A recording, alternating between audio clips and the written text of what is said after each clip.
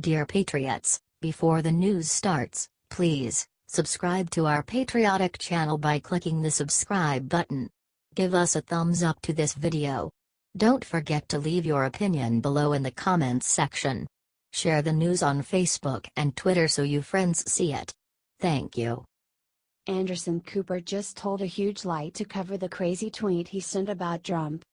Narcissistic host Anderson Cooper is one of the biased on-air personalities on Truth Challenged News Network, and it appears that he is having a hard time keeping his emotions in check during Republican Donald Trump's presidency.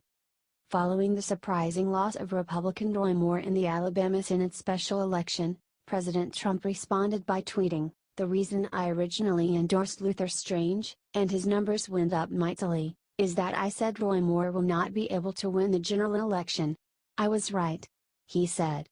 "Roy worked hard but the deck was stacked against him." From his verified Twitter account, Childish Cooper responded to the president's tweet by posting, "Oh really? You endorsed him, you tool. Pathetic loser." When Anderson likely became more sober of mind and realized how unprofessional that tweet was, he deleted it. Then Anderson clearly lied about it the following day, claiming on Twitter, "Just woke up to find out someone gained access to my Twitter account. I have not sent a tweet in days or replied to any tweets. We are looking into how this happened."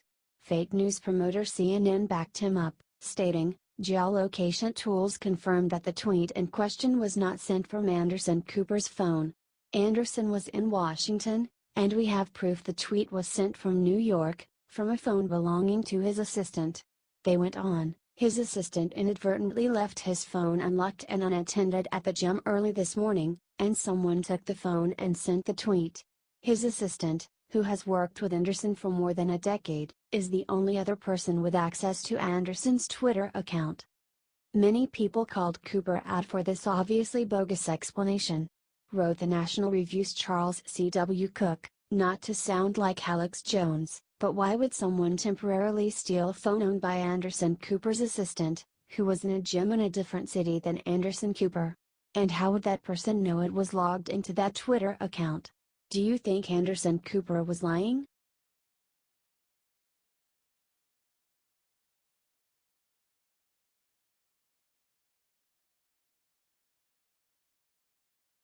Three cheers. Trump just battled Harvey in one big league.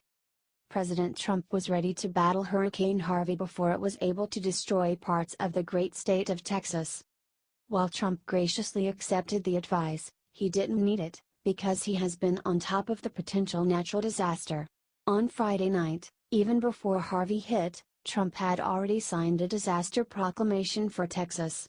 He said it unleashes the full force of government help. Trump is on top of it the whole time. And Saturday morning, Trump told FEMA they were doing a great job.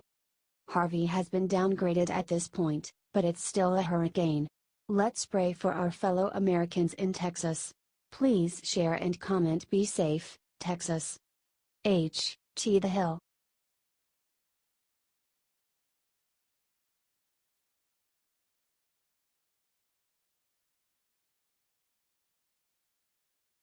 Karma time. Protester rapidly taken down at Trump rally gets even worse. Karma 2 days later. President Trump's rally in Phoenix on Tuesday attracted the usual fare of violent leftists looking for trouble. None were more iconic, however, than 29-year-old Joshua Stewart Coben, who was caught on video wearing a scary gas mask and kicking a tear gas canister at police in the middle of a riot. The police then hit Coben in the crotch with a non-lethal pepper ball, and he immediately crumpled to the ground.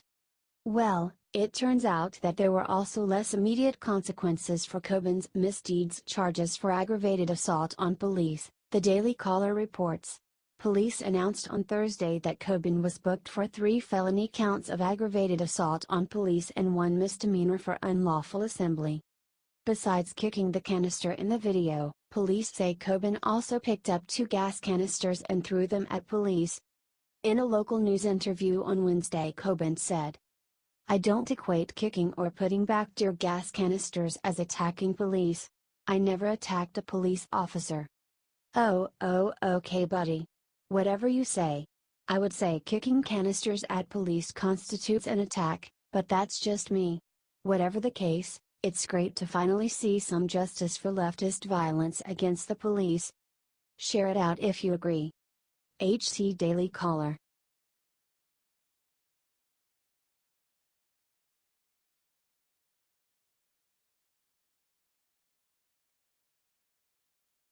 Must watch. The emotional speech Mattis just gave to our troops left the entire room in tears. Secretary of Defense Jim Mattis was abroad working with other nations on an ISIS strategy last week when he decided to take some time out to give special encouragement to our troops overseas. Watch his speech at the end. Mattis gave these inspiring words to our brave men and women in uniform while stopping in Jordan. Believe me, I know you're far from home, every one of you. I know you could all be going to college, you young people, or you could be back on the block, just grateful. The only way this great big experiment you and I call America is gonna survive is if we've got tough hombres like you. If you remember, some of you are too young, on September 11th we were matched up against an enemy that thought if you hurt us you can scare us. He added. We don't frickin' scare, that's the bottom line. Mattis urged the soldiers to remain strong amid the political tensions at home, saying, "You just hold the line, my fine young soldiers, sailors, airmen, Marines. You just hold the line until our country gets back to understanding and respecting each other and showing it, of being friendly to one another, that Americans owe to one another." Then came this awesome line. We're so doggone lucky to be Americans. Mattis, a retired four-star general, also said that his love of the troops is what brought him out of his retirement. The only reason I came back was to serve alongside young people like you who are so selfless, and frankly, so rambunctious. It's a pleasure to be around you all. Mad Dog Mattis isn't known for being tender-hearted, but this quick break from official duties is a sweet way for him to remind soldiers how important they are to our country. General Mattis really knocked this speech out of the park, and provides a true role model for all Americans. We are very lucky to have him working on our side. Share his message out 10,000 times. We are doggone lucky to be Americans. HT Daily Wire.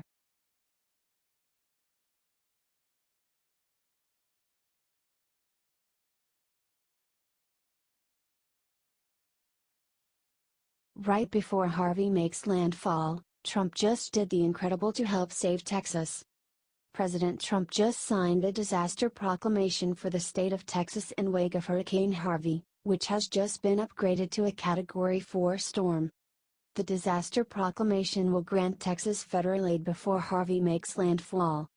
Texas Governor Greg Abbott had earlier requested a disaster declaration to prepare for the storm, which will be the largest to hit Texas in at least 12 years. President Trump had his back. He is already making sure the citizens of Texas will be taken care of. Share this out, folks. And make sure to stay safe if you're in Texas. HT The Hill.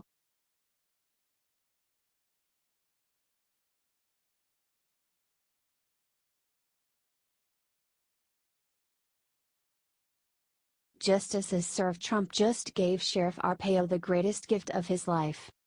President Trump has pardoned former Sheriff Joe Arpaio of Maricopa County, Arizona on Friday. Arpaio was found guilty in July of criminal contempt for imprisoning suspected illegal immigrants while he was sheriff. President Trump hinted that he would pardon Arpaio at his rally in Phoenix on Tuesday, saying, "I'll make a prediction. I think Arpaio's going to be just fine, okay? But I won't pardon him tonight because I don't want to cause any controversy." Is that okay? But Sheriff Joe can feel good. The White House press briefing said Arpaio is a worthy candidate for a presidential pardon, especially due to his more than 50 years of admirable service to our nation. Check out the press release here. Arpaio was a controversial figure during his time as sheriff, from 1992 to 2016. Besides being accused of targeting undocumented immigrants for arrest, he also issued pink-colored underwear to inmates at the Maricopa County Jail. This is a breaking story and more details will be released as they become available. Share it out if you support Sheriff Arpaio. HTABC